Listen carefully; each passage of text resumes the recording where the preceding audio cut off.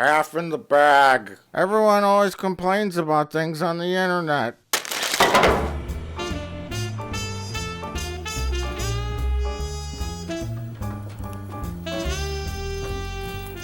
Right, sound picture check.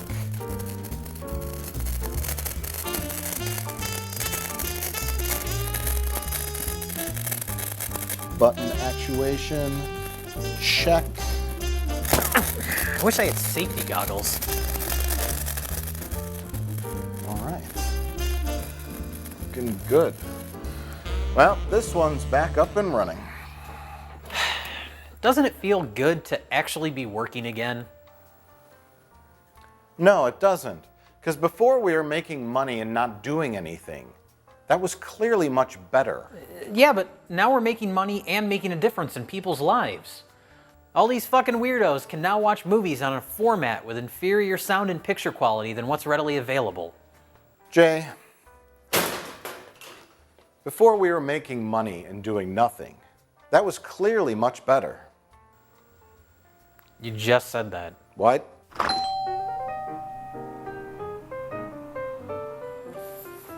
Hi, picking up? Yeah. Okay, just a minute. So, how's the circus? You mean the nightmare of our empty, soulless, consumer-driven society? No, I meant the circus. Jay tells me you people are all circus clowns? Here you go. That'll be $30. Awesome. I got 60 Kennedy half-dollar coins, if that's cool. Okay.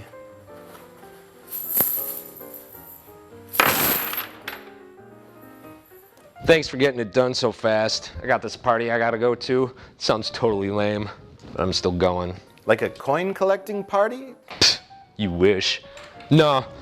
Some dude is having a retro VHS party at his house. It's gonna be in a bad neighborhood and I don't even know the dude, but it's gonna be pretty cool.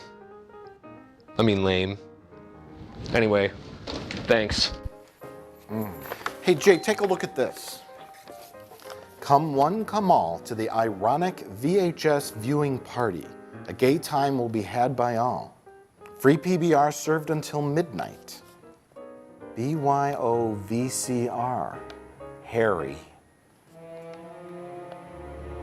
Jay, do you know what the fuck this means? It means that you can read. Yes, but it also means that Mr. Plinkett is trying to get his hands on a working VCR. If he does that, it'll be the end of our scam for sure. Oh my god.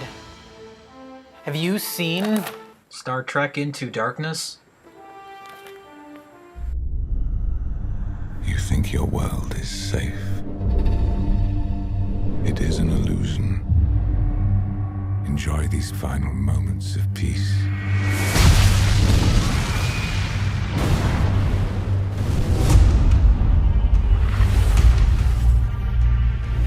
By now, all of you have heard what happened in London. Man who did it, he was one of our top agents. Star Trek The Fast and the Furious is the second film in the newly rebooted franchise by J.J. Abrams. The movie is essentially the same film as the first one. Kirk learns to be a leader, Spock gets emotional, Uhura and Spock have a lover's quarrel, and some guy wants revenge. Things also blow up. But this time, things are more blow-up-y. So, Jay, what did you think of Star Trek Into Darkness? Can we just get a movie about bones? Can we ditch all the dead weight and just get a movie by a proper screenwriter about a grumpy space doctor? There is a TV show called Bones. You could just watch that. But that's not about a grumpy old doctor, is it? House is about a grumpy old doctor. I'd rather watch an episode of House. On the most superficial level possible, there's some entertaining stuff in this movie. Just like the first one, the cast is all really good. It's a very well cast movie. They play off each other well. There's some fun action. The problem is with everything else. Yeah, let me first off say this. J.J. Abrams can make a movie. Yes. He is a skilled action director. The movie moves along at a fast pace. The action set pieces are great, especially the ending. The cast is fun. They do a good job acting, especially Simon Pegg. He's fun as Scotty. He's a good comic relief character. And Carl Urban. Carl as Bones. Urban as Bones. He, for me, was one of the highlights of the movie. Yeah, very underused. Everyone else does their job well. I'm not sure if I like Quinto as Spock yet. He always seems mean or angry. He does the non-emotion thing as some sort of mean anger. I see more of like an angst, maybe, something like that. And you can attribute that to their being the young versions of them. But Nimoy's Spock was better, but Quinto has a different take on it, and that's fine. I don't like Kirk in this. No. I don't like Uhura in this. The other ones are sort of cartoon characters. But other than that, the cast is fine. The cast is fun. And that's pretty much all there is to say without getting into major spoilers. Because the movie does, the advertising and the way that you think things are going to happen don't happen in the movie. They take a lot of the things you might expect and switch them up. So we can't really discuss more without saying, beware of spoilers after right now. Well, Jay, now that we've gotten the spoiler alert out of the way, let's start talking about the movie. Oh, where to begin? Hey guys, are you talking about Star Trek Into Darkness? Because I just saw it. Who are you? I don't know.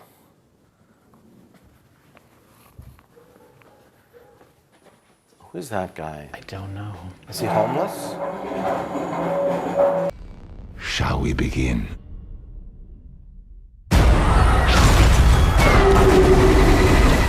So I guess you're going to be joining us with our Star Trek conversation. Yes. Are you familiar with Star Trek?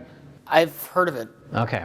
It's about pirates. Are you qualified to discuss Star Trek with us? Well, I used to be a movie reviewer for the newspapers back before the internet. What's a newspaper? It's a thing with paper. You use it to line your birdcage. I will say I was kind of off-put by the movie, like right from the start. Really? Because I actually liked the beginning. I liked the first third of the movie. Well, the opening to me felt like one of the later seasons of a sitcom that's been on just a little too long, where it's like the first line out of McCoy is, "Damn it, Jim," and then Spock says something's illogical, and it's like everybody going through the motions. That could be the name of the movie, Star Trek, Going Through the Motions. It felt like the whole movie, not just the opening, but the opening in particular. It felt like a children's TV show, a cartoon show. Yeah, just a random episode of... Yeah, based on a bigger thing, like Yeah. a feature film, like they made it, like the Ghostbusters cartoon show, like where they go on an adventure. Were you a fan of the original series at all? I can count the number of episodes of all the different Star Treks that I've seen on one hand. I am not a Star Trek guy, I just know the movies. The opening is like a character joke on Kirk's tendency to blatantly violate the Prime Directive. Okay. He just steals some scroll that they worship and runs away with it in the beginning. And there's like episodes of the original series where Kirk goes down to primitive planets and he starts like reading people the Constitution. Yeah, see, Kirk was never that reckless as people Well, no, imagine it. but Most the of that movie's came from, the movie's like a hyper exaggeration though. yeah. Well, that's every character. Yeah. Kirk in the original series was very by the book, for the most part. The idea that he's this crazy renegade is mostly from like Star Trek 3 and Star Trek 4 when he was, trying to save Spock, trying to resurrect Spock, and he steals the ship and he does this and that, and he violates all these rules. But on the TV show, Well, that was my biggest... not quite so much. Yeah. But you can argue this is the young Kirk. Right, yeah, well, that was my biggest problem with this movie, I think, was that I was wondering why Starfleet even has ranks, since nobody obeys orders ever in this movie, especially Kirk. The whole movie is someone saying, "Captain Kirk, we shouldn't do this thing that you want to do because this bad thing will happen as a result." And him just saying, "Whatever, we're doing it anyway." I have activated the device, Captain. When the countdown is complete, the reaction should render the volcano inert. Well, let me ask you, they use cold fusion to stop the volcano. Cold fusion does isn't not work actually that way. cold, right? No. Cold fusion is a way of generating heat. But the audience knows the word cold So that's, like, they could have just come up with some sort of random sci-fi thing and said, this is the device that'll stop the volcano. They could have called it a cryonifier. Sure, whatever. Sure. But the audience has heard of cold fusion, so I guess we'll call it that. I get the point of the opening. The point of the opening, you got to boil things down sometimes. And you can't get overly concerned with the details. But boil it down, Spock was going to sacrifice himself, blah, blah, blah. And then that happens later in the film. It's a role reversal. And it's a thing. It's a thing. Spock, I saved your life, Spock. And then at the end, you saved my life, Spock. Do you get it? That was the point of the movie. Yeah. But Spock is like hollering about the Prime Directive. Such action violates the Prime Directive. Shut up, Spock. We're trying to save you, damn it. Blah, blah, blah, blah, blah. But the whole mission was a violation of the Prime Directive. You have this primitive culture, and the volcano is going to kill them all. Like Star Trek Prime Directive says that you can't interfere with that. It's a natural progression of the planet. If we can determine the cause of these geological disturbances, we might be able to reverse the process. Violate the Prime Directive? Like Picard was ready to let that whole planet die. It's possibly something that Spock was going along with because Kirk ordered him to, and Spock probably would have filed a report either way. Yes, but he kept mentioning Prime Directive, Prime Directive, Prime Directive, and you know, I think they threw that in there because people heard it, and that's the reason it's in there. He'd let you die. So let's continue on there. We have our action opening for action purposes. It feels like an Indiana Jones opening. Yes, Yeah. a previous adventure that they're on, and then it kicks off the movie. But the point was that Kirk saved Spock's life and stuck his neck out for him, and Spock didn't care because he's an emotionless Vulcan. Except for when he's not. Except for for when no he's reason. not. Yes. Except for when he's highly irritated, angry, or crying. Right. He's an emotionless Vulcan. Which is all the time. Which is all the time. So that's the opening, and then we get into the plot. Jay, what's the plot?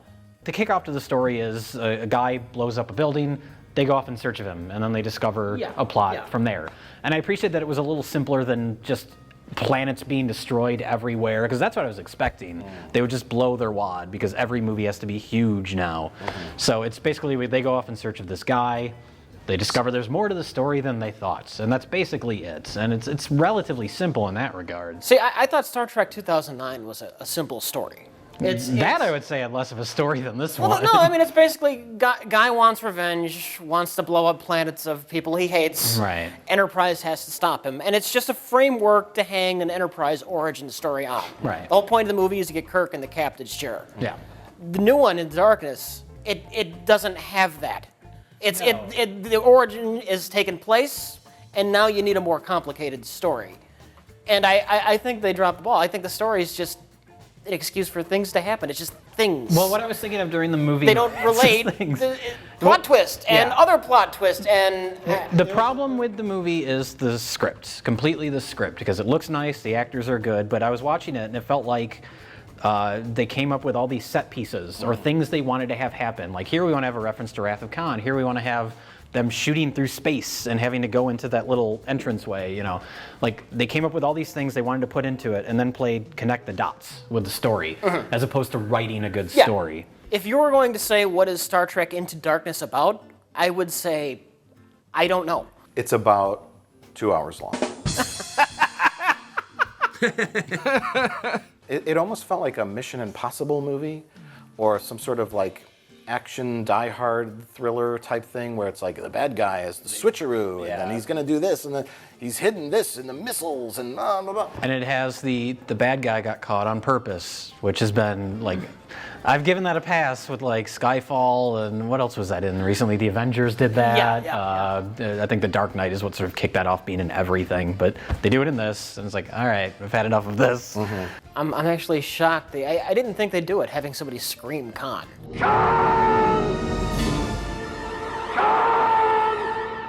No, I They laughed even out went that loud. far. I laughed out loud when they did that. And that's what really, for me, I was thinking like that original sequence in Wrath of Khan when he goes, Khan, that's like an iconic thing, not just in Star Trek, but in pop culture at this point. And then you have this movie that's rehashing everything, and it's like, you're not gonna, like, aren't you interested in creating your own iconic moments? Like, doing something original? Hollywood is like big these days. They're not interested in appealing to a niche audience.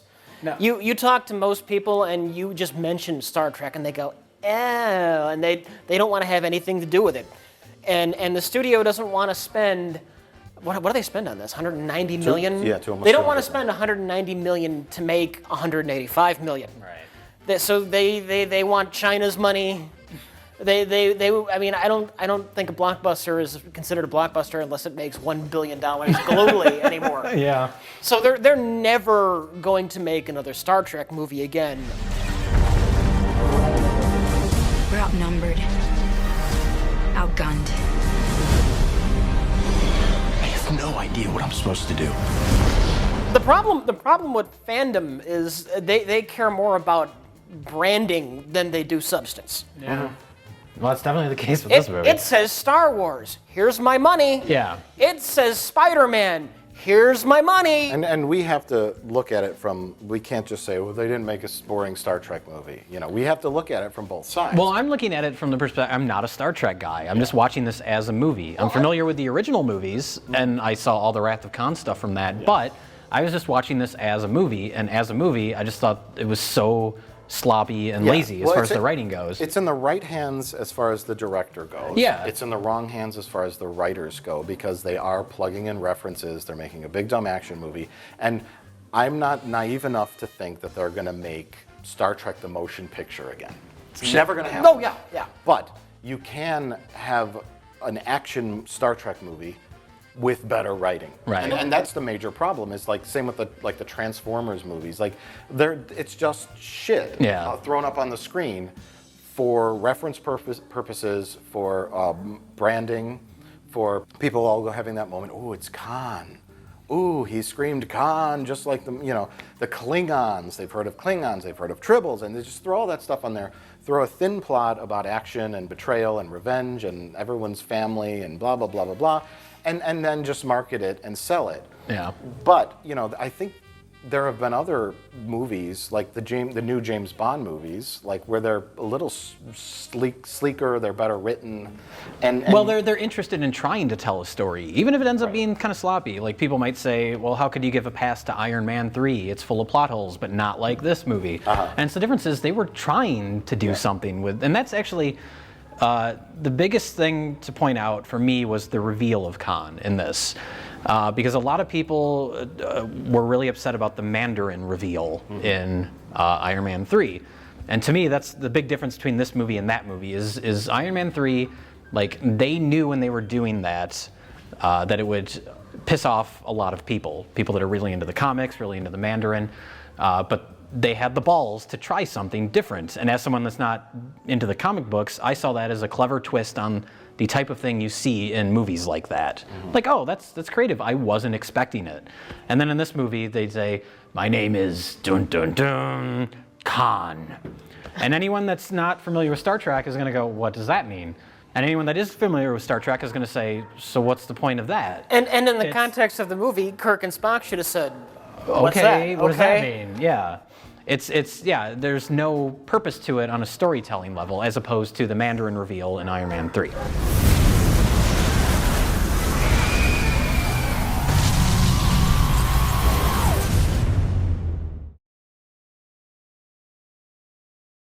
So we know why the movie exists. It exists to make a whole bunch of money and appeal to mass audiences.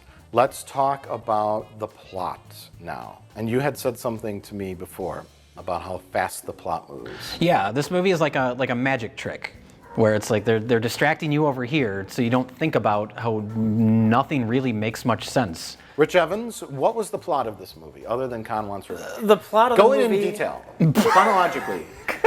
The plot of the movie is terrorist blows up a building as an excuse to assassinate a bunch of Starfleet captains, as a pretext to send Kirk on a mission to assassinate him so they could shoot missiles at him, but the missiles have frozen people in them for some reason. That was a story element that was so bizarre that I thought it was amusing, actually. And- the idea of frozen people inside these missiles. Well, what Admiral Marcus didn't know they were inside the He missiles. who did not know because a terrorist man put the people in the missiles. Yes. So he can surrender to the Enterprise and reveal he's Khan so that the Admiral can show up and shoot at the Enterprise so that Kirk and Khan can team up to shoot people so that Khan can betray Kirk so that Spock can trick Khan into putting missiles with people on them on the ship to blow up so that Enterprise can crash and blow up and then fight. Admiral Marcus. Admiral RoboCop. Admiral RoboCop. He got worried because Romulans from the future blew up Vulcan and blew up all the Starfleet ships. So he says, we need to have a militarized Starfleet, but politically that's not going to fly. So because of that, Starfleet ships were looking around the galaxy. That makes no sense, but it was a flimsy excuse Flimsy to discover excuse. That's one of Khan. those things they explain in one line. Like, so we went searching for things. Yes, and so they found Khan floating on a ship. I guess they somehow knew they were superhumans. I guess. So they wake up they just wake up Khan. Coincidentally, it happens to be Khan. Coincidentally, it happens to be Khan. They wake up Khan and say, Khan, you are a smart Superman. I guess you also know how to build an incredibly advanced starship. Because, with your knowledge of technology that's 300 years old, I can't think of a more perfect person to build a modern-day super ship. Yes. You have a superior intellect, so build us a super ship and a whole bunch of super missiles. And Khan says, okay, I'll do that in exchange for waking up my crew and killing all of you. And then they agree. But Khan obviously thinks that they're going to actually do that. His superior intellect doesn't, warrant him the ability to realize the Admiral probably will double-cross him. Nobody can detect that in this movie with any other character. No. So Khan builds the ship, and then they say, go away now, Khan? I don't know what happened to him. It makes no sense. Then Khan has a magic ring that will, when you drop it in a glass of water, will blow up like a huge explosion. So instead of using his superior intellect and physical ability to set up the bomb himself, because the purpose of setting off the bomb was to assemble the senior Starfleet guys so that Khan could get revenge on them for not waking up his friends, right? Right. Yeah. So he somehow just hangs around a hospital. And then this guy, this poor guy whose daughter's dying, Khan has the magic blood that will save this daughter. So he puts it in a machine. He says, here, guy, I'll save your daughter if you drop this magic ring into a glass of water and blow up something, the secret base of Section 31. Yeah. So the guy agrees to do it. The Khan saves his daughter. And then even though he just saved his daughter, the guy could have called the police and said, Yeah, he blows up the building after the fact. he blows up the building after the fact. Usually, To be fair, Khan could have killed his daughter if he did that. Okay. I'll give him a pass. Khan could have also set off the bomb himself. Yes, he could have. Khan could You have know why also. all Well, this is in the the only movie? reason Khan didn't set off the bomb himself was so they could introduce the magic life. That's the only reason that's in the movie. Yeah. So in order to set up things, they're shoved in without consequence or without logic. Right. So then they blow up the records hall, which wasn't really a records hall, it was the secret base, in order to assemble the senior staff so that Khan could assassinate them for the purpose of revenge because they didn't wake up his friends after he helped them, right? Well, I think Khan was actually trying to trick them into firing the missiles at the Klingon homeworld because the missiles, he secretly put his own crew members on the missiles. So I think that was a smart kind of plotty, tricky thing to do. But how did he know that they were going to fire the missiles? And why didn't he just take the missiles? Yeah. I'm saying at least they may have tried to do something clever there. Like the missiles were a delivery system? Did Khan disable the explosive components of the missiles? That makes no sense. That does make no sense. Did he disable it? But I think he the purpose, didn't want his friends to blow up. He says the point of putting them on the missiles though was to smuggle them. Yeah. So I think he wanted to smuggle his people onto the Klingon homeworld. I think the original excuse was that they would shoot the missiles at Klingon homeworld, and then his people would be on. He'd wake them all up, and then they'd declare asylum with the Klingons. And if these be were free. super missiles, were they really going to shoot 72 exactly? Or just one? I thought they were just going to shoot one. I know. And so Khan isn't very smart. Nobody's very smart. To be in this fair, movie. he's not very smart in The Wrath of Khan either, where Kirk does the No. most basic tricks and Khan falls for That's them. true. That's true. Yeah. We're gonna do this. We gotta do it now. We will not fit. I told you we fit. I am not sure that qualifies. I watched you murder innocent men and women. I will make you answer for what you did. Rich Evans, was there a point in the movie where they said to Bones, all these people in the crowd tubes are all Supermen like Khan? That's what I was curious about. Because I was thinking at the end when they're chasing Khan and they're like, we need him, we need his blood. I was like, what about the other 72 people? Yeah. Oh, I'm trying to remember if the 72 people were just followers, or No, if I they think were they make a all point of saying that enhanced. they're all enhanced. I think. That's the thing though, this movie, it's like the dialogue moves so fast and it's just trying to get past it that you can't keep track of anything. I can kind of buy Bones wanting Khan alive, because even if the other 72 are genetically engineered, the only one that Bones knows for sure can That's only when he tested bring the blood. back the dead is Khan. Yeah. Because he tested the blood. Well, luckily, death is not a problem now in this universe. No, I expect to see 12 resurrections. I in was the next actually really movie. curious how they're going to work around that in the next movie. They'll come up with some bullshit excuse as to why that isn't being used or something. I'd love it if there's like a contraption and Khan's strapped to it, and just all day long they're siphoning off his blood so they can send it to hospitals. Well, to be fair, And he's strapped to a wall saying, "Kill me." to be fair, I think death by murder or electrocution or phaser blasts, probably Khan's blood wouldn't help. It was the fact that he was irradiated. So maybe death by radiation is no longer a problem. That's the You only get thing this- that it'll solve. You get a blood transfusion. Well, how did the triple die? I don't know. Okay. I didn't even know tribbles had human blood. Apparently they do. Well, it's magic blood. You can sprinkle it on anything. It'll come yeah, back you to life. It's dumb script writing blood. Pour his blood into a toaster, and the toaster will start hopping around. I actually feel really bad that I didn't even think about that until you just mentioned it. The triple. That they're putting human blood into the triple. There's so much of this movie that you're just like, it's overwhelming.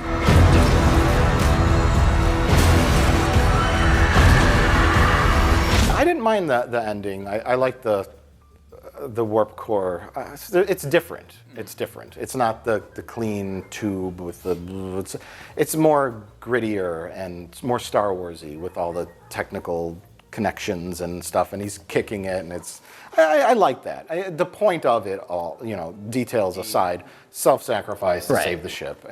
But the thing is, it's like we've seen that movie already. It was called Star Trek II: The Wrath of Khan. And you'd have your first Star Trek, 2009, fine, but now do something different. Yeah. Stop doing fan service, stop borrowing ideas, stop borrowing the exact same storyline. Put your own little twists on it, whatever, but we need a new story. We need a new plot. We need these characters to do new things. And it's starting to get tired. The only thing up there, only trick up their sleeve, as far as the characters go, is that we're a family. And family works together. And Kirk and Spock are best friends. There's nothing else that they can do. There's nothing like, how about something really complicated character-wise? But when you take complicated characters and you boil them down to cartoon characters, that's what they did in the first one. Yeah. And that's what you're left with. James Kirk is a hothead who learns to lead. He did that in the first one. He did does that it in in the this first one. He does it. Spock is an emotionless guy who learns to be emotional at the right time. He did it in the first one. He does it in this one. Uhura loves Spock. Scotty is wacky. Bones is there. Bones is there. is there. Bones says his corny lines. He's grumpy and He's grumpy, and so now we've boiled them down to cartoon characters. You can't build them beyond that. So every movie will be about we're best friends. And why are Kirk and Spock best friends anyways? Because general audience has heard of Kirk and Spock. In these movies, if the entire legacy or canon of Star Trek didn't exist, and just these two movies existed, Kirk would hate Spock, and Uhura would have no reason to fall in love with Spock. Yeah. Spock is a big asshole in this movie, and Kirk is a hothead college jock guy who runs around screaming, and everyone's yelling, and those two would not be best friends. There's no reason for them to. Kirk dying in the thing, Spock would just go, okay. But instead he's crying and he's screaming like. My two biggest thoughts through this movie were, why do Spock and Kirk like each other? And why has Kirk not been kicked out of Starfleet yet? You have no idea what you have done. I will walk over your cold corpses. Can we talk about the stupid scene with old Spock? No. Oh. Cannot. Do you want to talk about the stupid scene with old Spock? Sure, let's talk about that scene. I thought Leonard Nimoy said that he was never going to play Spock again after the first one. They also said that Khan wasn't the villain in this one. So I think these people are just liars. You know what happened? Even if Leonard Nimoy said that and he meant it, they took one of those bags of cash and just dropped it in front of him. He said, okay, can we film it on the Skype on my computer? To be fair, it was probably about 2 hours of work on his part. Oh yeah, he just sits there. They filmed it in his home too. That's what it looked like. I was like, did they just show up at his house and put the camera right in his face? Yeah, because you don't even have to put the ears on. But what does that guy need cash for? He's like 89 years old. What, does he need a bigger headstone? So the point of that scene is the movie has done such a poor job of setting up how bad Khan is supposed to be that they have to bring back old Spock to directly address the audience and say, trust me, he's a bad guy. But I rewatched Wrath of Khan after this, and he's not like the worst thing. Like, he's a bad guy, but they treat it like, and it's because the audience is familiar with Khan. He's the most famous Star Trek villain. Well, now he's hypercharged Khan. Right, but the best part about it is Khan or Spock says, he's like, I'm not supposed to tell you anything about the future and about what you may experience on your own. But whatever. And then he just explains it anyway. I remember that in the last one too, where he just comes off like a doddering old fool. He's just like recklessly saying all these things about the future. It annoyed me that Spock would have thought to call himself to ask about that in the first place. I mean, as far as he's concerned, Khan is just a nobody. 300 years ago, he just meant. Why would he assume that the old Enterprise also had an adventure where they ran into Khan? Because they wanted to put Leonard Nimoy in the movie. Yeah. Also, it's been clearly established how powerful Khan is in this new movie. What else? And what other information is he hoping to get? Like an Achilles heel? Like, Khan will die instantly if you say these magic words. Well, that's the thing is there is no point to that scene. They don't learn anything new. He's a bad guy. Okay, thanks, Leonard Nimoy. Other than strictly fan service, throwing in old Spock and going, look, it's Spock. Because everyone goes, yay! And people clapped when he came on screen. Yeah. People gasped when they heard Khan. Did they? When you saw it, did people gasp? Ooh, really? It's Khan. Yeah. And then I was like, the minute Kirk punched him twice and he didn't fall over, I'm like, oh, he's Khan. Yeah. Of course. But, I mean, audiences don't know Khan was a Superman. They just know Khan was a bad guy. They just know the name. Well, original Khan wasn't even a Superman like that. I mean, he was a eugenics experiment, but he wasn't an X-Man. In the original Space Seed, Kirk just beats Khan up at the end. He takes a club and he just starts hitting Khan.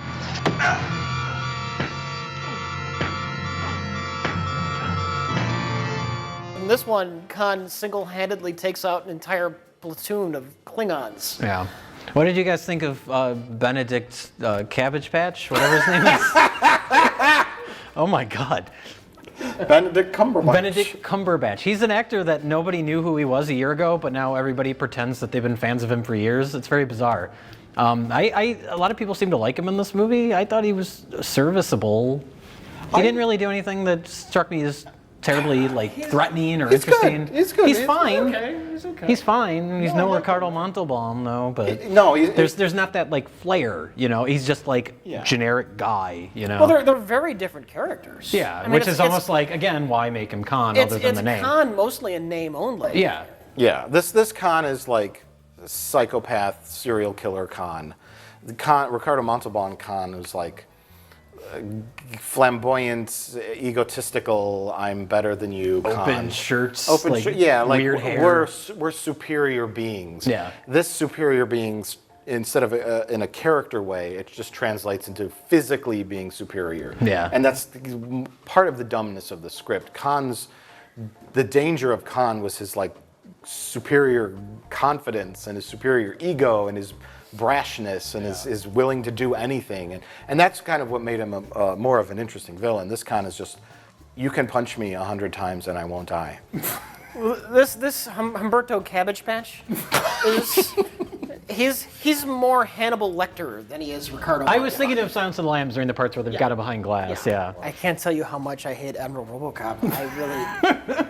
As a villain, you mean? That's where the movie completely fell apart with me when he comes in and he's got the giant starship. The minute I saw the giant starship, I'm like, oh, we're doing that again. Yeah. Because that's every Star Trek movie now. They did it in Nemesis. They did it in 2009. Well, how are you supposed to show that the bad guy is a threat unless he has a bigger ship? That was one of the cool things about the Wrath of Khan, though. The Reliant is actually a weaker ship than the Enterprise, and Khan takes advantage of the situation with his cunning. Mm-hmm. He bests Kirk with an inferior ship, and that's just great. Yeah. This is just like the bully ship comes in, and we're gonna have the boss fight. Like, it's because the audience can very easily see, oh, they're bad, because they've got the bigger, scarier ship. Jay, are you suggesting that the screenwriters wrote this film to appeal to dumb masses? Yes.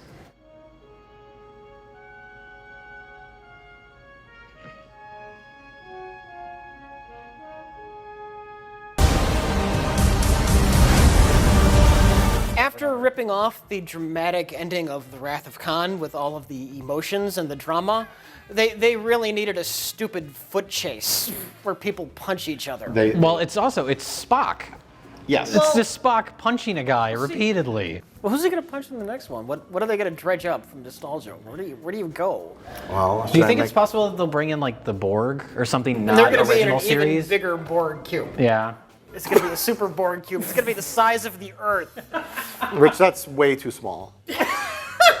It's the size of the solar system. It's going to knock planets. It's going to suck planets up. They're going to be assimilating the sun. Yeah, they'll bring the Doomsday Machine back.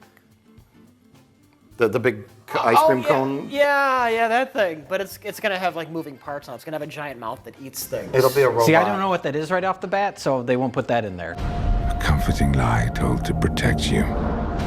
Enjoy these final moments of peace. For I have returned to have my vengeance.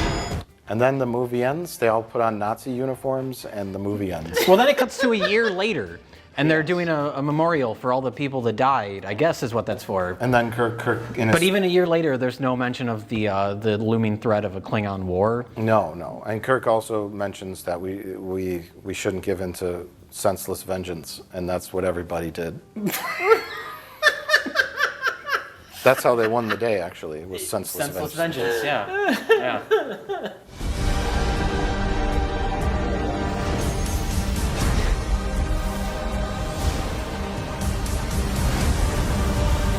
The ship's dead, sir. She's gone. No, she's not. If you're to explain to a layman, like everyone will say, well, of course it's Star Trek. It has Kirk and Spock and the Star Trek Enterprise in it. What is the difference between old Star Trek and new Star Trek, not without saying this has more better special effects or action? What's the difference? Actual science fiction, where the Enterprise would run across strange phenomena. It was like an interesting science fiction twist on something. Classic Star Trek is also about politics. It's a bit headier than action shallowness.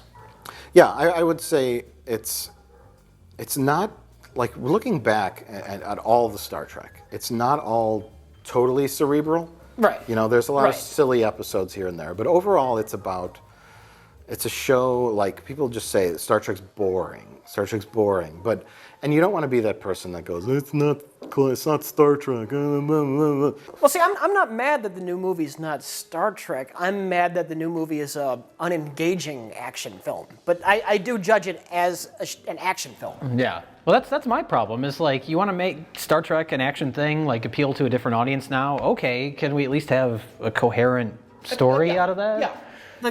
The story failed to make me care about what happened to these people. Yeah. Yeah, it's a problem with establishing the characters, making them into cartoon characters, but it's the lack of I think it's the lack of just general morality story. I mean, that's pretty much what Star Trek is. In the future, like Gene Roddenberry's vision in the future is that everyone gets along, not with alien races, but humans. We all get along. We all work together, and we all abide by this code of ethics or these moral decisions we have to make. And that's usually what most of the shows were about. Being presented with some sort of moral dilemma and having to deal with it. And that's why Next Gen was good, because there's numerous episodes like that, like the Data, Measure of a Man, where Picard has to kind of make these choices. And I think that's what Star Trek fans like about Star Trek. And ethics, yeah. Well, there's probably a way to incorporate those elements into a broader, bigger action movie, but nobody has any interest in doing that. They have an interest in, remember Khan? Remember Tribbles? Here they are, and now here's explosions. Well, because the connections to classic Trek are just on the most superficial level. Right. It has none of the meat and potatoes of what made Star Trek Star Trek. I mean, it's pretty. If you want to see colorful things, that's a good movie. If that's all you want to see. You just want to see colorful things and well-filmed explosions and well-filmed action, but none of it means anything. Yeah. None of it really leads to anything. Then you're going to enjoy it, I guess.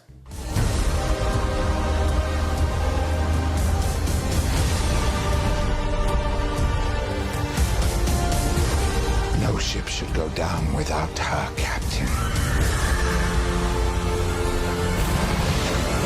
So, Jay, after talking about Star Trek, The Fast and the Furious for over 2 hours now, would you recommend this film? No. If all you want to see, if you want to just sit in a comfy, air-conditioned movie theater and see some action, maybe, because it does look nice. It's a good-looking movie, and the action is well executed. But if you want anything beyond that, then absolutely not.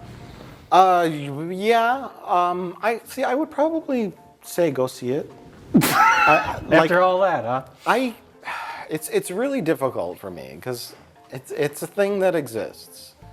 You know, old Star Trek still exists. And it's like, yes, it's not Star Trek. It's not a plot about some moral decision or ethics or something really detailed politically with Star Trek universe. It's a really dumb action movie. Really dumb. But you get to see the Enterprise blow up and crash and fall into the sky and things blow up. It's a fun ride. Yes, studio? Yes, I'll take that check now. Sir, would you recommend this film? Well, I'd just like to say, you know, while I have everybody's attention and I have an audience, I just want to say that 9/11 was an inside job. 9/11 was an inside job. If you want to learn more, go to 911preservethetruth/911wasanincidejob.org or like me on Facebook. Preserve the truth! Ow!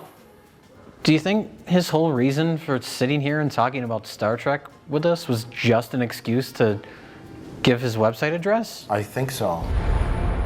I believe in you, Jim.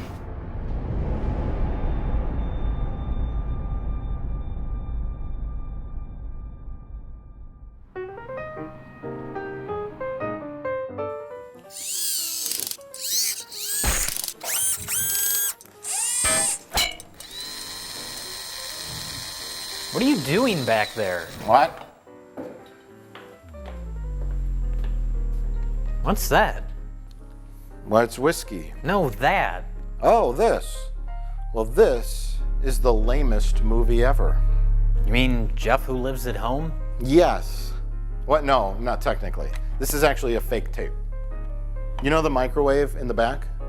You mean the one I used to cook my lunch in every single day? Yes, that one. Well, I smashed it in a million pieces because inside every microwave is something called a magnetron. So I augmented this VHS into a WMD. I'm not following. Let's just say we're gonna crash Plinkett's little party.